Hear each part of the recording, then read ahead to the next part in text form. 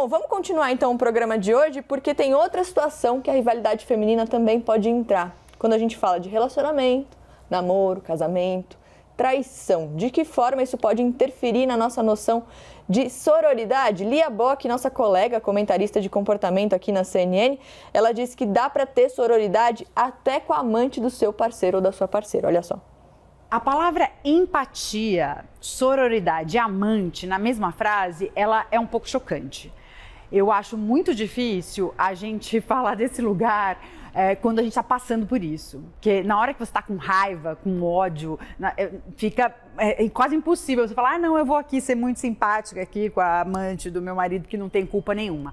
Mas eu acho que a gente precisa refletir sobre isso, porque a verdade é que culpar a mulher, né, que é amante, mas não culpar o cara, né, mas não cobrar dele, achar que ela se ofereceu, que ela é uma vagabunda, que ela é que deu em cima, é muito perigoso, né, porque a gente protege o cara, né, e protege um machismo estrutural, né, que coloca a gente nessa situação. Então, eu sei que é difícil falar em empatia e sororidade quando a gente está falando, né, da amante, de traição, mas acho que a gente precisa refletir sobre isso para pensar mesmo como a gente vai se colocar para o futuro, né? Como é que a gente vai agir? Não para procurar culpados, mas sim para talvez repensar as nossas formas de amar e se relacionar. A Lia trouxe uma reflexão que até a gente estava fazendo aqui, né? Porque é uma ideia muito diferente da que a gente aprendeu a ter, incorporou, né? Como é que eu vou ter empatia com a amante do meu marido? E é impressionante como nessas histórias, e aqui falando de maneira geral, a culpa sempre cai na mulher, né, Gabi? Eu acho interessante, eu gosto sempre, antes da gente passar para o segundo passo, que é mudar o nosso comportamento, alterar a nossa reação, eu acho que a gente pode pensar o porquê da nossa reação. Se aquilo de fato reflete um valor que você construiu a partir do seu estudo, da sua experiência, ou se você age por impulso, trazendo de dentro de você ou exteriorizando algo que está dentro de você e você nem sabe muito bem por quê. Numa situação, eu vou me colocar aqui, eu tenho um parceiro, esse meu parceiro se envolve num caso extraconjugal. Por que é que eu acho que a culpada é a mulher? Por que imediatamente eu parto desse pressuposto? Porque você pode me dizer, olha, não, eu entendi como o caso se desenrolou, eu sei toda a história, conheço essa mulher, o antecedente, mas vamos lá, na prática, é assim, ó, imediato, aconteceu, a ideia vem. E, no geral, quando acontece a ideia vem, é o tal do preconceito. O negócio está ali dentro de você, você não sabe nem muito bem por quê, você não consegue identificar quando é que foi que você construiu aquela ideia na sua cabeça, mas ela está lá, morando no seu interior. Então, a minha proposta é refletir sobre isso, porque se essa ideia está dentro de você e você não sabe nem direito por que ela está lá, o ideal é que você reconstrua o seu posicionamento a partir de uma observação crítica, refletida da situação.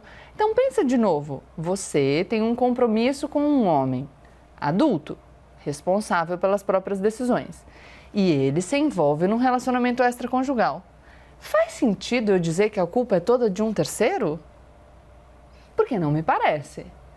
Aí você pode começar dizendo, olha, eu acho que a culpa é dos dois envolvidos. E aí a gente vai evoluindo para saber o quanto que essa atribuição de culpa para as pessoas que estão envolvidas naquela situação vai adiantar para que você possa seguir a sua vida no futuro e quem sabe um dia conseguir adotar essa perspectiva de empatia colocada pela Lia na fala dela. Mas acho que num primeiro lugar vale a problematização.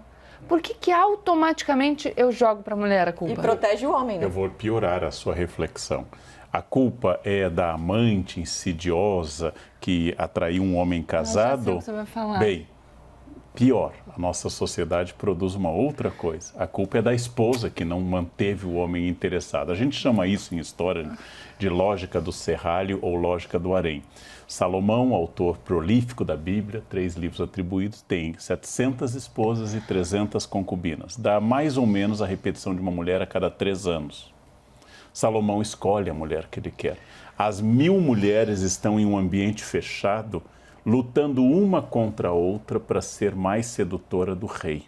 Quem for mais sedutora do rei ganhará o título daquela noite de ser a amante. Então, a culpa é da esposa, na cultura machista, a culpa é da amante, mas só tem um inimputável. O único inimputável é o homem. É muito interessante. Sora Juana Inés de la Cruz denunciou isso no século XVII, num poema lindo em espanhol, Hombres Necios. homens idiotas. Século XVII, porque naquela época, vocês não imaginam, no México colonial, os homens achavam que a mulher que os recusava era ingrata e as que os aceitava o seu ataque era leviana. Aquilo era um terror no século XVII. Nossa, era um não terror, consigo um imaginar. horror. Mas era o período colonial. Não consigo Tem imaginar. o outro lado, né? Que se é a mulher do relacionamento que trai, como ela fez isso, ela tem um homem É sempre tão a culpa maravilhoso em casa, como é que ela conseguiu jogar tudo fora? Então a culpa é sempre da mulher. E olha que interessante, né, gente, pra gente pensar como é uma estrutura muito bem pensadinha que se encaixa direitinho para manter o poder na mão de quem tem poder. Porque os mesmos homens que são considerados os únicos inimputáveis dessas relações que a gente acabou de descrever, são a maioria nos espaços de poder. Olha, que curioso! Né? Nossa! Mas aconteceu que ele é inimputável, não consegue nem controlar, né, os próprios instintos, mas de repente para ocupar o poder, a pessoa mais centrada, características de um bom... É uma coisa louca. Sabe que a mulher adúltera será apedrejada. E o homem adúltero? Nada.